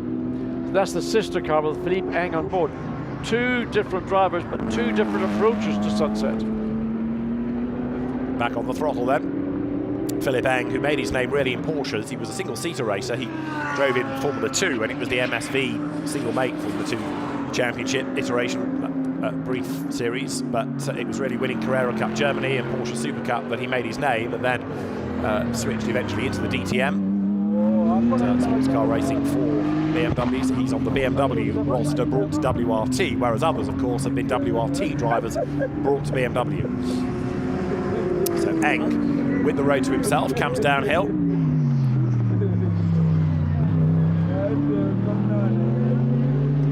Relatively few improvements coming in the sectors at the moment, but 7th fastest is number 33 BMW. Running in, of course, the familiar motorsport colours of BMW, and down the pit lane he comes.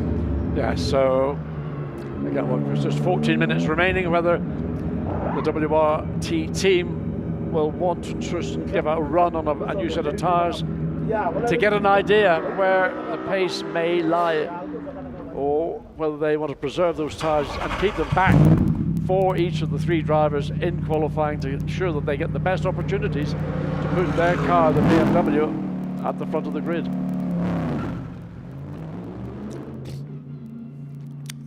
So more and more cars rumbling their way out of the pit lane, and there you've got 33, Philippe Eng. I think he's going to go to the garage as the team are set. Now this is 32, Van der Linde, accelerating away, so putting rubber down, and this is 33, likewise putting rubber down. Amanda has been down there watching all this rubber laying.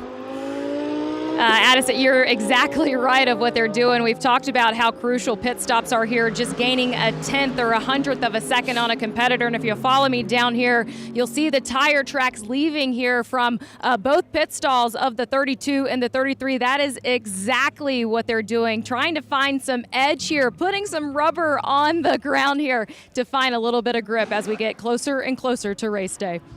Amanda, thanks. John, you see that on the grid for a standing start for races, don't you? On the warming up, that people try and blast away, leave rubber down to give them a bit more traction. In some championships in other countries, that would be a serious penalty.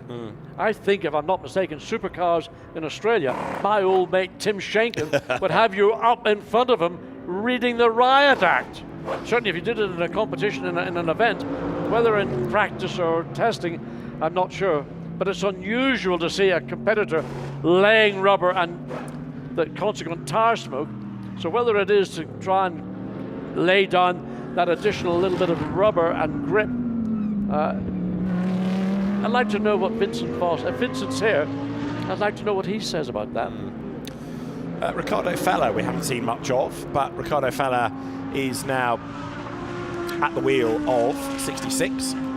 2 laps have now been deleted for 99, Alex Arca. He lost one for going wide at turn 2 and another for going wide at turn 16, the last corner at Ingway. But Riccardo Fella, who is a GT champion, the German champion of 2021, another single-seater convert into GT racing. So many drivers being lost from single-seaters to GT now. Single-seater, the single-seater ladder, if you like, is rather falling apart because they just start. The German F4 Championship, for example, has been canned because there aren't the drivers to go and do it. They all want to do GT racing from an early age. So single-seater racing is strife to a degree in certain countries.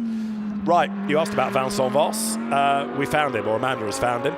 So le patron of WRT can throw light on these pit stops. Vincent is with Amanda.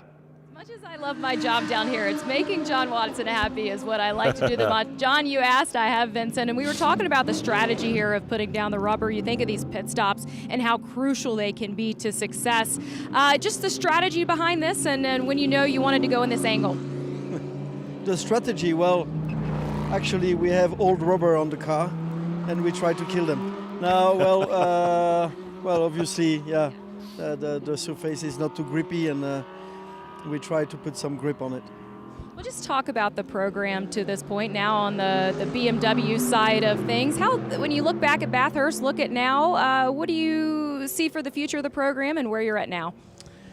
Well, obviously, yeah, in Bathurst we had a good race, a strong race, but we did not have the pace to play at the front, and we did what we were able to do, P4 and P6. Here we are hoping to be a little bit more to the front. Let's see what we can do, but the track should fit to the car. And yeah, let's see. And then, yeah, the next one will be Spa. So it's all important, all very important event. one question that I know a lot of fans across the world are going to be asking watching this weekend. Where's Rossi? Well, Vale's program always been the GT World Challenge, sprint and endurance. But in his bucket list, Bathurst was always on it. So we agree that he will race in Bathurst this year.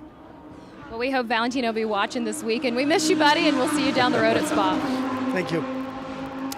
Vincent Voss, Spa 24 Hours winner, accomplished GT racer, Formula Ford racer when he began, but has masterminded this massively successful WRT operation. And defecting to BMW, switching to BMW if you prefer for this year, well, expect further successes to come. We are into the last 10 minutes of the session. I think it was more a switch than a defection. Yes. But that's a story for others in the team to develop. So just under 10 minutes remaining. And Vincent, I don't know whether he's following the trend of, I notice he's got a bit of facial hair. Is that a new feature, or is that the 2023 model, or is that a throwback to something from an earlier time? Not sure. Maybe it's all part of the new image. Yannick Meckler was at the wheel of 75. They're rapidly cycling through drivers here, practicing pit stops, so that car will be back out again. The Trezor by Temto Audis. Remember, Trezor switching at the end of last year to go with the Temto from the car collection team. And 66 here has got Ricardo Feller at the wheel, who's not improving in sectors, but he's got that by the scruff of the neck. I do like Ricardo Feller. I mean, he does drag a lap time. Yeah. And I mean, 43.5 the last lap, more a reflection on, I suspect, the set of tyres he's on than Feller's out and out pace. But he has got natural pace, and he's got a lot of ability and car control because he's flinging that Audi around. And in fact, probably the car's pace is roughly at the pace that Feller is illustrating. There's not an awful lot left right now, I think, for Ricardo Feller to drag out of that number, was a 66 Trezor attempt to Audi. Well, he's not been given many miles in this session, but he's doing his best late on as he comes then way over the curb there, hustling his way up through the final third of the lap now. This is the climb up towards Loikop. Again, runs it wide, kicks up the dust, and into the hairpin at the top of the hill. The run down. I mean, have you run this circuit, by the way, David? Not yet. David makes a penchant of running racetracks. We go to. Aside from that, the drop down from Leerkop all the way down through Mineshaft down into the first of what they call the crocodiles. It's very steep. The camera tends to flatten it out, but cars are picking up speed very quickly all the way down, and then you've got that big break coming into the first of the crocodiles at turn 13. Over the curb, hoping not to transgress on track limits. Over the timing line goes Ricardo Feller, and slower in all the sectors, so he's 3/10 down. We've still got the leading 8 all within a second of each other, so competitive it certainly is. There's number 33 BMW, suggesting its work is done for this session. Yes, to me, that looks like a car that's done what has been asked of it, and the WRT Audi team will get back into the shade, and then they can go to work and whatever, or any alterations that they feel they might want to make, they can start going about doing it right now. Right, here's 999. Mauro Engel is back at the wheel. The car is second fastest on a 1:42.775. Raffaele Marcello drove it earlier, and Lello is out of the car, obviously. He's talking to Amanda.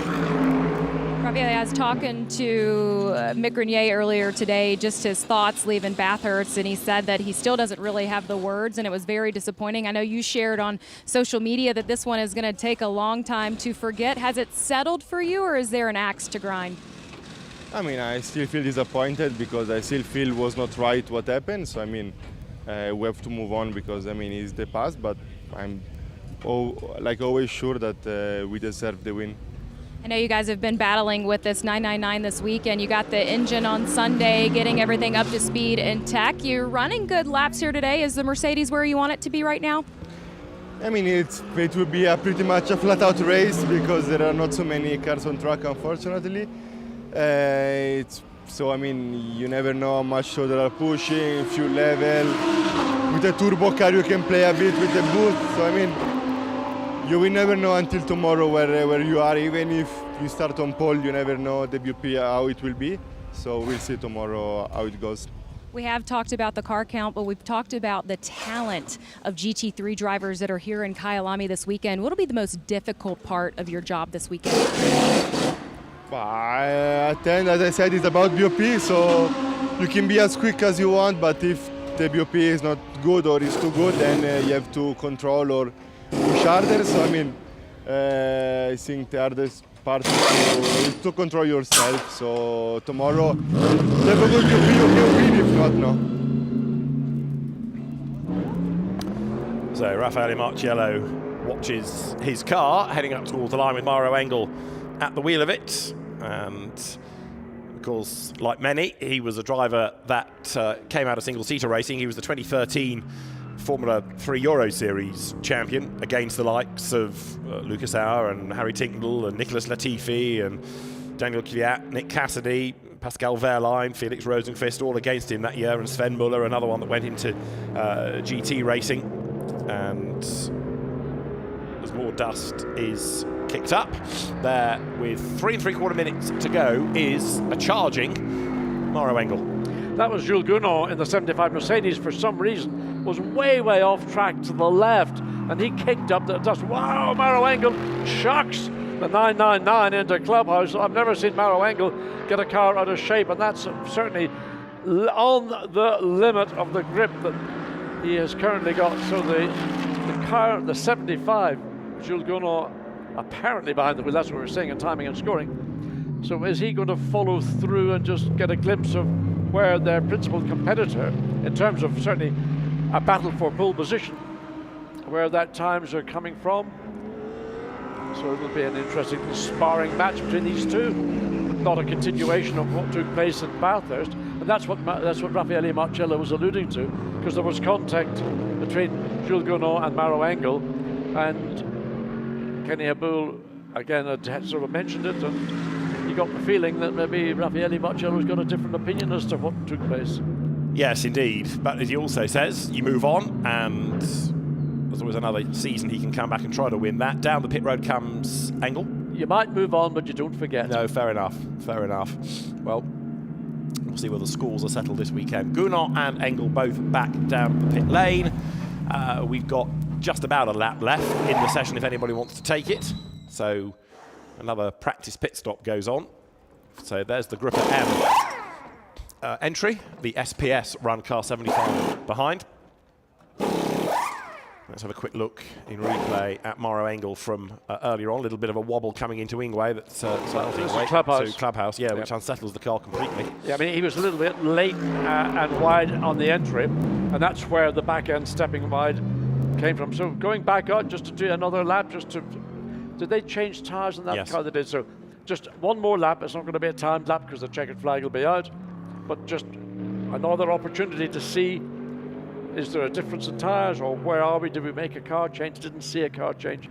So it's principally just a tyre change. Anyway, Mauro Engel out again. Scrubs the tyres in, doesn't it, for qualifying later on. Less than a lap time left in the session now, so the flag is imminent. It'll be at the end of this lap for Mauro Engel. Jules Gounod likewise has gone back out again.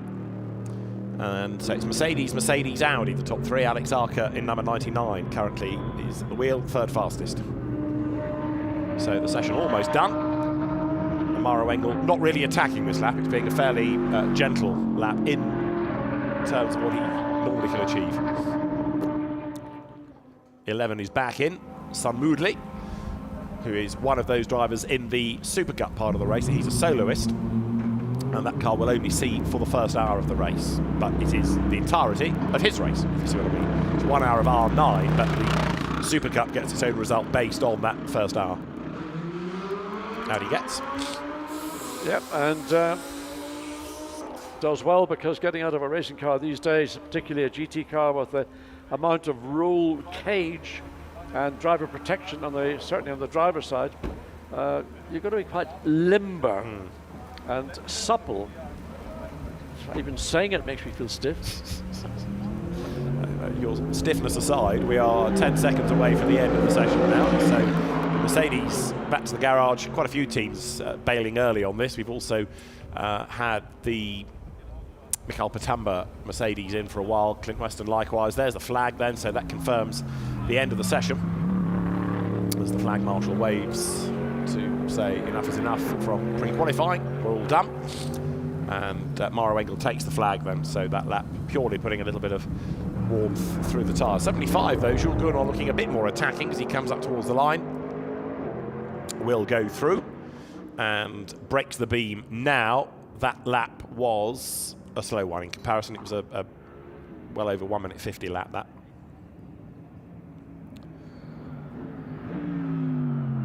So Jules Gournand, the fastest in the session. It might be a Pro-Am car, but a win is not out of the question, because Kenny Hubble, Yannick Mettler, still quick drivers. You've got to keep out of trouble and be reliable over the course of the 9 hours. The key to any success they will have. Look, now this is the second time he's done that. What? I don't understand what. Twice, the previous time when we saw Maro Engel coming through, he'd gone right over and onto the concrete, right up against the pit wall on the sort of support events pits, and now he does it again. I think that's got to be a question for Amanda to put to Jules Gournand. I mean, I've never seen that driver do that before. And I would have thought that to go offline like that was only going to pick up marbles onto the tyres, which wouldn't be a good thing if they were new tyres. Anyway. I cannot see one reason why a driver would want to do that. There must be a plan, but I haven't twigged it yet. Yeah, but let's get it straight from the horse's mouth in that case. Downhill he comes, and the pit lane beckons then, the end of this lap, so Jules Gournand backs out of it. He's taken the flag already, so he shouldn't be going for another time. And I think he has now lifted as he comes through the crocodiles. So an interesting session. We've seen teams cycling through programs. We've seen one or two in a bit of strife. We've seen pretty much everybody have a go behind the wheel of their respective cars. So.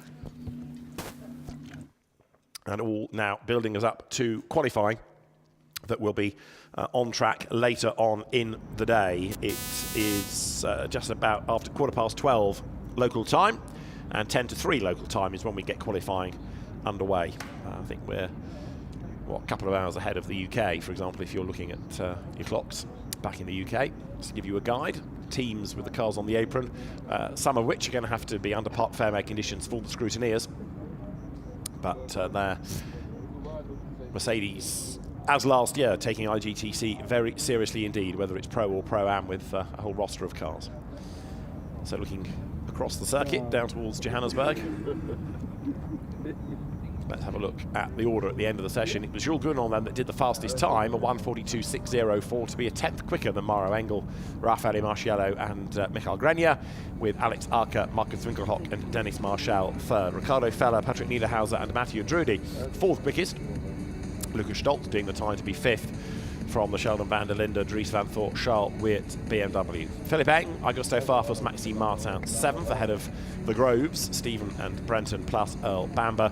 9th overall, the Super Cup entry, Michael Patamba, ahead of the rather damaged Mercedes, Clint Weston, Charles Arangis, and the driver that never got behind the wheel, I don't think, of 86 because of its damage, Arnold Neveling. Then, after Momir went off the road, the car that he shares with Kwanda Mokina and Marius Jackson, 11th, 12th, Sam Moodley, and 13th, number 51, which was Joseph Ellery, the GT4 Audi. That's the order then at the end of pre-qualifying. Topping it then, Jules Gournand, perhaps as expected. He can reflect on that with Amanda. Well, I think this might be the perfect way to punctuate this pre-qualifying session. I was just talking to Jules about why he was driving in the dirt near the support race pit wall over there, and what was your reasoning? No, we were just betting brakes at the end of the practice, and I saw many fans from the support races on the pit lane, so I thought, when a GT3 passes you close at 200 kilometers, it's something quite unusual, so I wanted to give them that feeling, and I did it one lap, and then the second lap I didn't do it, and they were all waving, and I said, okay, I do it for the in-lap. Well done, Jules. Thank you. So that's the answer. The showman of Jules Gournel coming out. So, pre-qualifying done. We look forward to qualifying then coming up, as I say, in just about 2.5 hours' time or so, which will determine the grid for tomorrow's Kyalami 9 hours. It's a really busy weekend here with a whole host of support races, and they're going to be getting underway very shortly. So the circuit's going to be given over in the next few minutes to the local races before GT cars come back on track. So the session at an end means we can have a look back at some of the highlights of the pre-qualifying period in a moment, because there was quite a lot happening in terms of cars working through a program, 1 or 2 drivers exploring the limits and getting pinged for track limit dramas as well. But with the cars on the apron at the start of the session, everybody blasted out, ready to tackle the Kyalami circuit. 2.8 miles long, and the first casualty, Charles Aranges, who, leaving the pit lane, looped it down at turn 2. He was able to get going, but then Clint Weston in that car ending up in the tyres a little bit later. One of the quick ones early on was Brenton Grove, but he also kicked up the dirt. This was Clint Weston's demise that brought out the red flag. The car not that badly damaged to the eye, although under the skin it did suffer a fair whack or two, but it was really the tyre barriers that needed to be attended to. So red flag for 10 minutes or so. We got back underway with everybody going back out to try to improve on a lap time, and it became a fight between the Mercedes in the end of Jules Gournel upholding honours in the Pro-Am number 75 entry, and 999 of Raffaele Marcello, Mauro Engel and Michael Grenier. That was 999, getting itself a little bit wayward up at Barbecue, and there likewise Mo Mir in the Audi having a spin, but he was able to rejoin and pick up pace once more. The local GT3 entry persevering. The Gruppa M Mercedes then getting itself closer to the SPS Automotive performance pace of Jules Gournel. This was a bit of a wobble from 75 that bounced its way through the gravel, and 32 BMW laid rubber down as it left the pit lane. So, qualifying is coming up a little bit later. For now, though, from all of us here at Kyalami, thanks for your company this morning. We'll catch you for qualifying. Bye for now.